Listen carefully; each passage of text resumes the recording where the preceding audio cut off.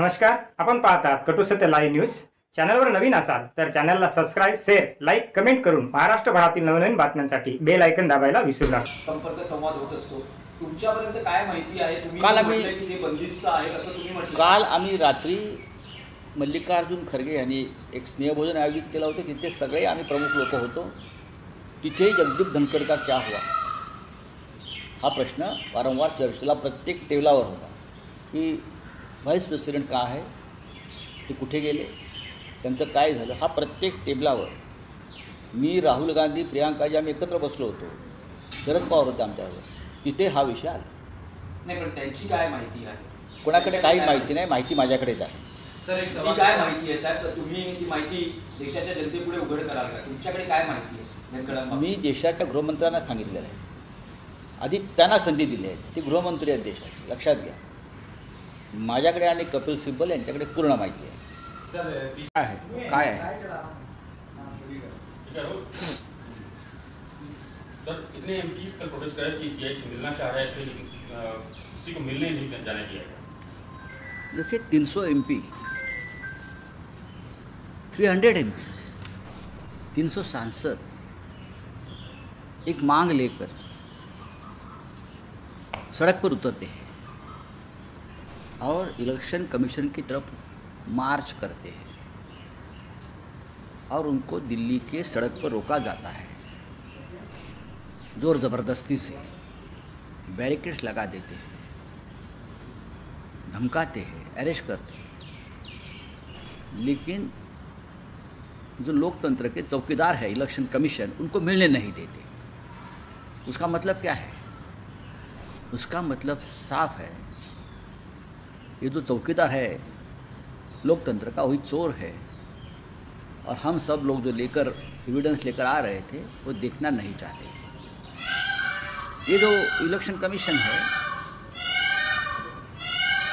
ये election commission ने TN session साहब का जो इरादा था वो एक बार समझ लेना चाहिए.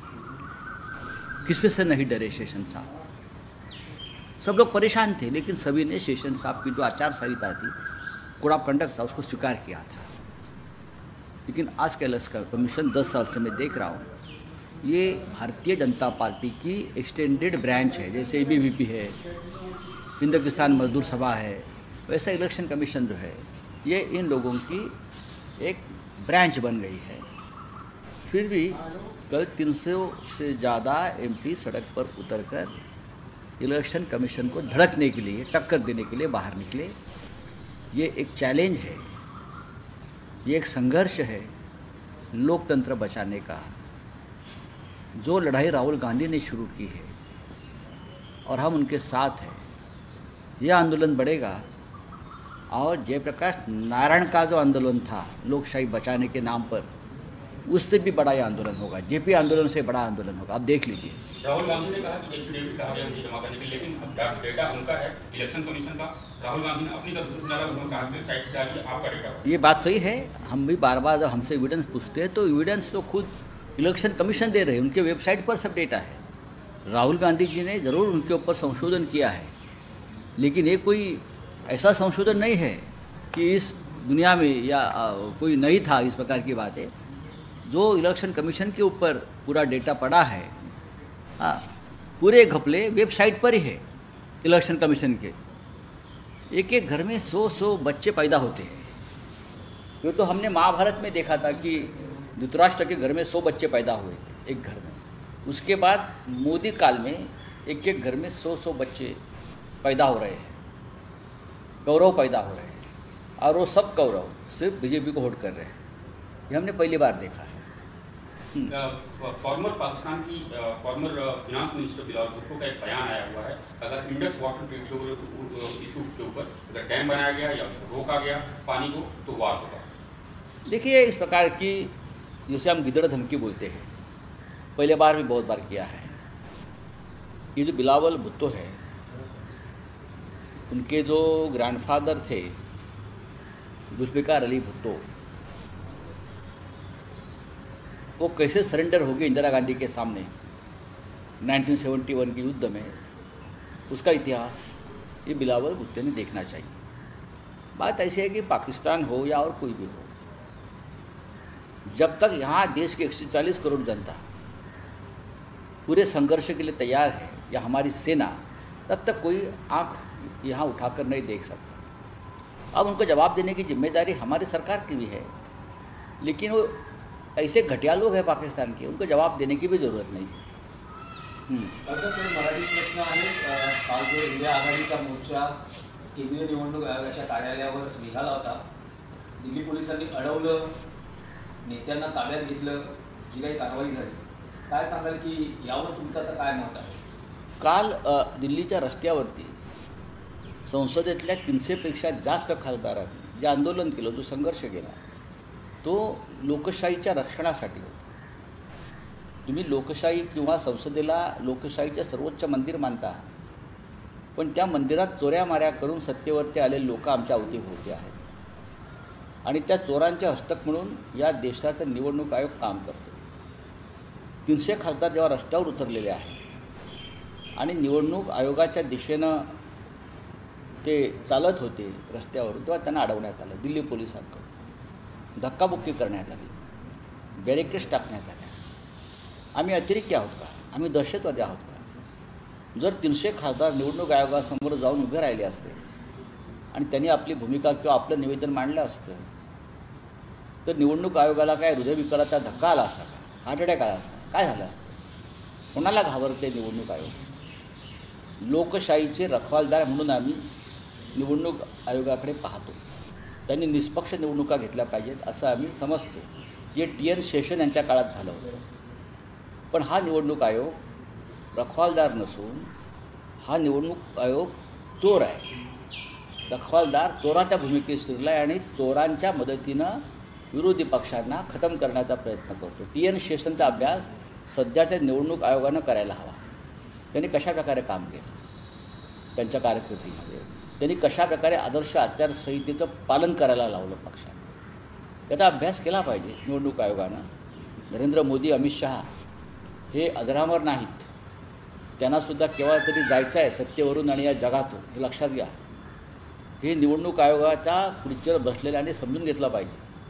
लोकशाही टिकली तर देश टिकेल, पण आज काल आम्हाला त्यांनी रस्त्यावरती अटक केली, आम्हाला पोलीस स्टेशनला घेऊन डिटेन करण्यात आलं, आमच्या अटकेचे कागदपत्र करायलाही उशीर झाला, त्याच्यामुळे आम्ही पार्लमेंटला पोचू शकलो नाही आणि त्या काळात त्यांनी सगळी बिलं मंजूर करून घेतली। म्हणजे किती कारस्थान हे सरकार करत आहे। देवेंद्र फडणवीस, नरेंद्र मोदी, अमित शहा हे सरळ मार्गाने सत्तेवरती आले नाही, यांनी लांड्या लवाड्या करून हे सत्तेवरती आले। नितीन गडकरी यांच्या मतदारसंघामध्ये जर 3.5 लाख मतं वगळली जात असतील, याचा अर्थ या गटाला गडकरी यांच्यासारख्या स्पष्टवादी परखड नेत्याचा पराभव घडवून आणायचा होता, पण लोकांनी तो पराभव घडू दिला नाही नागपुरात। हे लक्षात घ्या, मी वारंवार हे सांगतो। पण राऊतसाहेब, तुम्हाला असं वाटत नाही का की काल राहुल गांधी किंवा इंडिया आघाडीला संधी होती त्यांच्याकडे असलेले पुरावे निवडणूक आयोगाला सादर करण्याबाबत? कारण निवडणूक आयोगानं 30 जणांच्या शिष्टमंडळाला परवानगी दिली होती, पण इंडिया आघाडी शक्ती प्रदर्शनावर राहुल गांधींकडे असलेले पुरावे हे निवडणूक आयोगाच्या वेबसाईटवरच आहेत, लक्षात घ्या। तुम्ही निवडणूक आयोगाची कोणी बाजू घेऊ नये। जे कोणी निवडणूक आयोगाची बाजू घेत आहेत ते या लोकशाही विरुद्ध कृत्य करत आहेत। सध्याचा निवडणूक आयोग हा लोकशाहीचा हत्यार आणि मारेकरी आहे। सध्याचा निवडणूक आयोग हा भारतीय जनता पक्षाची एक शाखा आहे, जसं अखिल भारतीय विद्यार्थी परिषद आहे, काय हिंद मजदूर किसान सभा आहे, की अजून काय त्यांच्या लहान सहान संघटना, वनवासी फनवासी काहीतरी असतं त्यांचं। तर त्या पद्धतीचं सध्याचा निवडणूक आयोग ही त्यांची एक्सटेंडेड ब्रँच म्हणजे त्यांची एक शाखा आहे। त्याच्यामुळे त्यांना जे आदेश येतील गृहमंत्र्याकडून त्या पद्धतीनंच ते काम करणार। पण लक्षात घ्या, एक दिवस या निवडणूक आयोगाला जनता फासावर लटकवेल लोकशाहीच्या हत्येबद्दल। राऊतसाहेब, आंदोलन तर झालं, आता पुढे काय? हे आंदोलन वाढत राहील। जयप्रकाश नारायण यांनी ज्या प्रकारचं आंदोलन देशाच्या दुसऱ्या स्वातंत्र्यासाठी वगैरे केलं होतं त्या काळात म्हणतात, तर अशा प्रकारचं आंदोलन JP आंदोलनापेक्षाही प्रखर आंदोलन होईल। 300 खासदार उतरले का? अनेक महिला खासदार आंदोलन करताना बेशुद्ध पडल्या, इतक्या प्रखरपणे आंदोलन सुरू होतं भर उन्हात, तप्त उन्हामध्ये, हे लक्षात घ्या। राऊतसाहेब, महाराष्ट्रातल्या राजकारणाचा विषय आहे पालकमंत्री पदावरून जो वाद, विशेषतः रायगड आणि नाशिकचं जे पालकमंत्री पद आहे, ध्वजारोहण किंवा झेंडावंदन हे अदिती तटकरे या रायगडमध्ये करतील आणि गिरीश महाजन हे नाशिकमध्ये करतील. म्हणजे जवळपास स्पष्ट आहे की मुख्यमंत्र्यांनी या मंत्र्यांच्या पारड्यातच त्यांचं दान टाकलेलं आहे की हेच पालकमंत्री असतील आणि त्यामुळे शिंदे सेना स्वाभाविकपणे नाराज असणं. आम्हाला त्याच्यामध्ये काय पडायचं नाही आहे. हा मुख्यमंत्र्यांचा अधिकार असतो कोणाला पालकमंत्री करायचं आणि कोणाच्या हस्ते ध्वजारोहण करायचं. ज्यांच्या हस्ते ध्वजारोहण केल्यामुळे काय महाराष्ट्रामध्ये फार मोठी क्रांती होणार नाही. हा एक स्वातंत्र्य दिनाचा औपचारिक कार्यक्रम असतो. त्याच्यामुळे पालकमंत्री आपापल्या भागामध्ये झेंडे फडकवू द्या. पण याच्यामुळे हे जे कोण शिंदे गटाचे लोक आहेत त्यांची लायकी काय आहे देवेंद्र फडणवीस यांनी दाखवून दिलं. दिल्लीमध्ये आणि महाराष्ट्रामध्ये मधल्या काळात एकनाथ शिंदे जे डेप्युटी CM आहेत बरं का, जे दिल्लीत आले होते आणि त्यांनी अमित शहाशी चर्चा केली, त्यात पालकमंत्रीपदाचा विषयसुद्धा त्यांनी काढला की देवेंद्र फडणवीस हे आमच्या दोन्ही लोकांना पालकमंत्रीपदी नेमू देत नाहीत, नेमत नाहीत कुठे नाशिक. आणि तेव्हा अमित शहानी त्यांना सांगितलं की पालकमंत्रीपदाचा विषय देशाचे गृहमंत्री पाहत नाही. पालकमंत्रीपदी कोणाला नेमायचं हा राज्याच्या मुख्यमंत्र्यांचा अधिकार असतो. तो मैं उस बारे में मुख्यमंत्री को कोई सूचना नहीं दे सकता. आणि देशाचं गृहमंत्रालय पालकमंत्रीपदी कोणी बसावं हे सांगण्यासाठी नाही. हे अमित शहानी डेप्युटी CM मिंदेच्या तोंडावर सांगितलं. हे खरं आहे की नाही जाऊन तुम्ही विचारा. रावसाहेब, आणखी एक विषय होता की फडणवीस असं म्हणतात की अलीकडच्या काळात लोक हवेत बार सोडतात, पुरावे काहीच नसतात, बोलून निघून जातात आणि दुसऱ्या दिवशी काही वेगळं बोलतात. रोज शरद पवार, माननीय उद्धव ठाकरे आणि राहुल गांधी हे पुराव्यासह बोललेले आहेत. मी तुम्हाला परत सांगतो, माननीय उद्धवजींनी काल सांगितलं की भारतीय जनता पक्षाचा एक नेता कशाप्रकारे EVM मशीन हॅक होते आणि तेव्हा त्यांनी दाखवलं की कमळाला दिलेलं मतदान कसं हातावर जात आहे. हे त्यांनी प्रत्यक्ष शिवसेना भवनामध्ये याचं प्रात्यक्षिक आम्हाला करून दाखवलं. उद्धवजींबरोबर मी तिथे उपस्थित होतो. तेव्हा आदरणीय शिवसेना प्रमुख हयात होते. त्यांनीही ते प्रेझेंटेशन पाहिलेलं आहे सेना भवनातल्या कॉन्फरन्स हॉलमध्ये. त्या काय ते हॅक जे करतायत हॅकर्स, त्यांना घेऊन आलेले जे भाजपचे सो कॉल्ड पुढारी होते त्यांचं नाव किरीट सोमय्या. आणि अशा प्रकारे मशीन हॅक करून आपणही जिंकू शकतो, आपण सुद्धा असे हॅकर्स गोळा. तेव्हा उद्धव ठाकरे म्हटले अशा प्रकारे जिंकण्याची आपल्याला गरज नाही, लोक आपल्याबरोबर आहेत. ओरिसामध्ये जेव्हा बिजू जनता दलाचा विजय झाला होता आणि अन्य 2 मोठ्या राज्यामध्ये काँग्रेसचा विजय झाला होता, तेव्हा त्याने EVMवरती हे खापर पडून या मशीन हॅक केल्याचा आरोप भाजपने केला. आणि यासाठी हे महाशय जे आहेत मुलुंडचे, हे हॅकर्सना घेऊन मशीन्स घेऊन सेनाभवनात आले आणि त्यांनी आम्हाला हे तशी दाखवलं. अनेक मशीन आणल्या, एक मशीन नाही, वेगळ्या राज्यातल्या त्यांनी आणलेल्या त्या मशीन्स होत्या आणि ते त्यांनी आम्हाला दाखवलं. आता मला सांगा याच्यावरती देवेंद्र फडणवीस काय बोलणार? पुरावे करून कोणी हवेत बार उडवून जात नाही हो. तुम्ही अशा हॅकर्सचा उपयोग करून घेता आणि आम्ही अशा हॅकर्सना उडवून लावतो. चुकीचे कामं आम्ही करणार नाही. ही आमची किंवा माननीय शरद पवार साहेबांची, उद्धव साहेबांची आमच्या भूमिका तेव्हाही होत्या. लोक ठरवतील आणि तुम्ही लोक ठरवणार नाही तर EVM मशीन आणि हॅकर्स ठरवतील, या भूमिकेत आहात. रावसाहेब, तुम्ही काल एक पत्र लिहिलं होतं केंद्रीय गृहमंत्र्यांना माजी राष्ट्रपती जगदीप धनखड यांच्या संदर्भात. का सापडले का? नाही, तेच मी विचारतोय की त्यावर सापडले का? तुम्हाला काही माहिती कालच त्यांच्यापर्यंत ते पत्र गेलं आहे, पोहोचलं आहे, प्रत्यक्ष त्यांच्या कार्यालयात त्या पत्राची नोंद झालेली आहे. आता देशाच्या गृहमंत्र्यांनी आपले उपराष्ट्रपती कुठे आहे ते आम्हाला सांगायला पाहिजे. आणि मला खात्री आहे लवकरच त्यांना आहे त्या परिस्थितीत प्रकट केलं जाईल. ते कोणत्या अवस्थेत आहेत मला माहीत नाही. जे पण तुम्ही दिल्लीतल्या राजकीय वर्तुळात असता, अनेकदा संपर्क संवाद होत असतो, तुमच्यापर्यंत काय माहिती आहे? तुम्ही काल आम्ही की ते बंदिस्त आहे असं तुम्ही म्हटलं. काल आम्ही रात्री मल्लिकार्जुन खरगे यांनी एक स्नेहभोजन आयोजित केलं होतं. तिथे सगळे आम्ही प्रमुख लोक होतो. तिथेही जगदीप धनखड का क्या हुआ हा प्रश्न वारंवार चर्चेला प्रत्येक टेबलावर होता की व्हाईस प्रेसिडेंट का आहे, ते कुठे गेले, त्यांचं काय झालं हा प्रत्येक टेबलावर मी राहुल गांधी प्रियांकाजी आम्ही एकत्र बसलो होतो, शरद पवार होते आमच्यावर, तिथे हा विषय आला. नाही पण त्यांची काय माहिती आहे? कोणाकडे काही माहिती नाही, माहिती माझ्याकडेच आहे.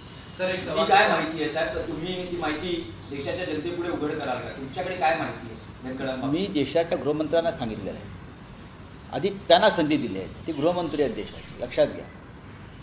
माझ्याकडे आणि कपिल सिब्बल यांच्याकडे पूर्ण माहिती आहे. सर बीजेपी के नेता बोल रहे हैं कि पहले हार का ठिकरा राहुल गांधी ईवीएम के ऊपर होते थे, जब वहाँ सबूत नहीं मिला अब मतदाता सूची के ऊपर सारे आरोप लगा रहे हैं, सवाल उठा रहे हैं. राहुल गांधी ने ऐसा कभी नहीं कहा है कि ईवीएम निर्दोष है. ईवीएम के साथ साथ मतदाता सूची में भी घोटाला हो रहा है. मैं आपको बोल रहा हूँ, ये भारतीय जनता पार्टी जो परसेप्शन बना रही है वो गलत है. इस मामले में बीजेपी बैकफुट पर है, पूरे पीछे हट गई. इलेक्शन कमीशन को प्रेशर में लाकर वो कुछ ना कुछ बयान यहाँ वहाँ से दे रही है, लेकिन पूरे देश में एक माहौल बन गया है. ये लोग कैसे जीते, कैसे सत्ता पर आए और क्या कर रहे हैं, कैसे घोटाले कर रहे हैं, बिहार में क्या करने जा रहे हैं, महाराष्ट्र में क्या किया, हरियाणा में क्या किया, लोकसभा में क्या किया ये लोगों ने, ये तो सब सामने आ रहा है ना. अब उनकी बोलती मुंह बंद हो गया है. अगर चुनाव आयोग जवाब नहीं देती है तो क्या आप लोग बिहार चुनाव को बॉयकॉट करने नहीं, ऐसी कोई बात नहीं है. देखिए, चुनाव आयोग जवाब देगा नहीं, क्योंकि चुनाव आयोग ये भारतीय जनता पार्टी की एक्सटेंडेड ब्रांच है. पाहत राहा निर्भीड सत्य अर्थात सर्वसामान्यांचे व्यासपीठ, आपल्या सर्वांच्या हक्काचे चॅनल कटू सत्य लाईव्ह न्यूज. धन्यवाद.